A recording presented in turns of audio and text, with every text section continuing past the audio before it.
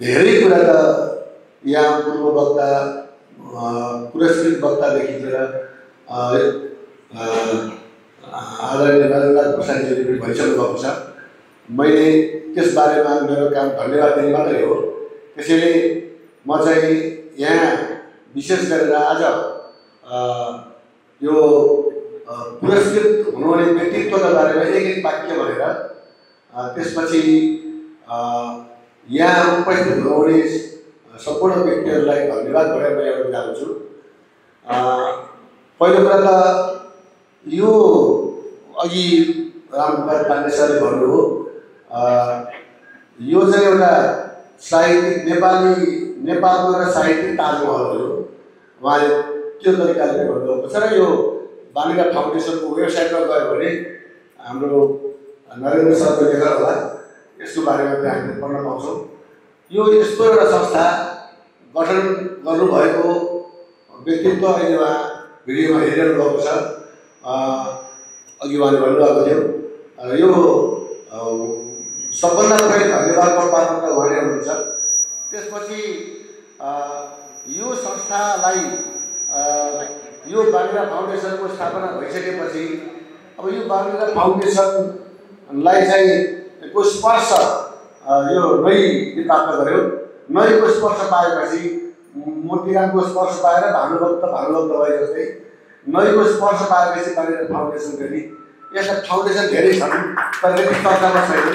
यो एउटा फाउन्डेसनकै रूपमा यो अगाडि आइरहेको छ। त्यसैले गर्दाखेरि उहाँहरू धन्यवादका पात्र हुनुहुन्छ। त्यसका साथसाथै अघि रामकुमार सरले आफूले लेखेका त्यत्रा कुरा भन्नुभयो, तर एउटा कुरा छुटाउनुभयो त मैले यहाँ भन्न बाँकी छ। त्यो के हो त भने उहाँले जो बाल साहित्य जो लेख्नुहुन्छ नि, मैले उहाँले लेखेको बाल साहित्यको एउटा सानो समालोचना पनि गरेको छु।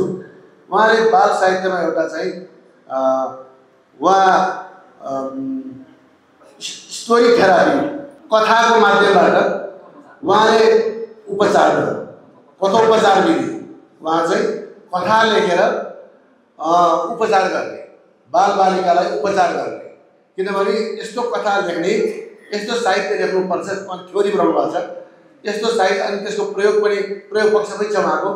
यस्तो साहित्य लेख्नुपर्छ जसले बच्चाहरूलाई त्यो साहित्य पढेर उनीहरू चाहिँ बरालिनबाट जोगिउन् र सन्मार्गतिर लाग्नु, त्यो उपचार गर्ने विधि, त्यो उपचारको खाँचो छ बालबालिकामा। त्यो उहाँले चाहिँ छुटाउनुभयो। त्यो उहाँको चाहिँ एउटा विशेष पक्ष छ। त्यसका लागि त्यस्तो एउटा व्यक्तित्व चयन गर्नुभएको छ। यो हामीले चाहिँ चयन गरेका छौँ भन्नु पऱ्यो हामीले नै। र हामीले चयन गरेका पनि हाम्रा नजरमा त थुप्रै हुन्थे, तैपनि अब यहाँ समूहले हेर्दाखेरि अब तीमध्येबाट चाहिँ अहिले उहाँ चाहिँ अब एकदम त्यो समग्र वाङ्मयको क्षेत्रमा उहाँले काम गर्नुभएको छ। जस्तो यसो हेर्दाखेरि पनि कृष्ण बाबुजी हुनुहुन्छ, पर्या साहित्यको प्रकृतिको पूजा गर्नुहुन्छ। उहाँले साहित्यमा प्रकृतिको पूजा गर्नुहुन्छ, पर्यावरणको पूजा गर्नुहुन्छ।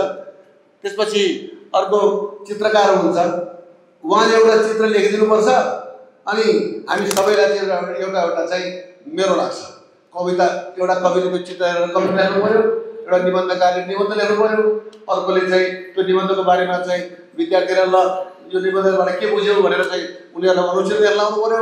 भनेपछि के भनिन्छ एउटा चित्र बराबर 1000 शब्द हुन्छ, लाखौँ शब्द हुन्छ।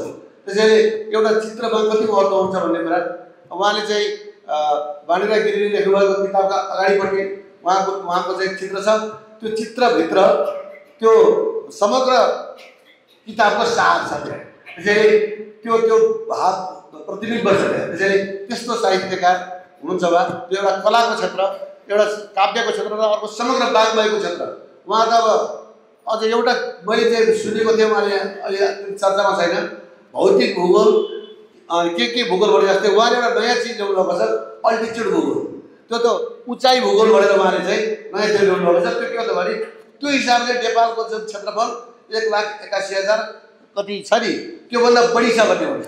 जस्तो अहिले यहाँ 4 आनाको घडेरी होला, यहाँ घर यति लामो छ, कति स्क्वायर फिट छ यो घडेरीको मापन गर्दाखेरि घरको पनि मापन गऱ्यो भने यसको क्षेत्रफल कति हुन्छ, नेपालको क्षेत्रफल नाप्यो भने विशाल छ नेपालको क्षेत्रफल भनेर उहाँले त्यो पनि उहाँले लेख्नुभएको छ। त्यसैले यस्तो भूगोल शिक्षा शिक्षण पेसा, बाल साहित्य, हास्य व्यङ्ग्य त भएको त उहाँको त बाल साहित्यमा पनि त्यो छ, हास्य व्यङ्ग्य लगायतका समग्र क्षेत्रमा वाङ्मयका विविध क्षेत्रमा उहाँले कलम चलाउनु भएको छ।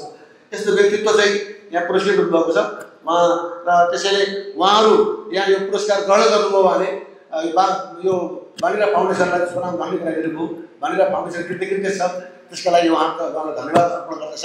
साथसाथै यहाँ आफ्नो अमूल्य समय प्रदान गरेर यहाँ जुन यहाँ आउनुभएको छ उहाँहरूप्रति आभार प्रकट गर्दै म यहाँ चाहिँ यो आलु 200 रुपियाँ दिन्छु। धन्यवाद।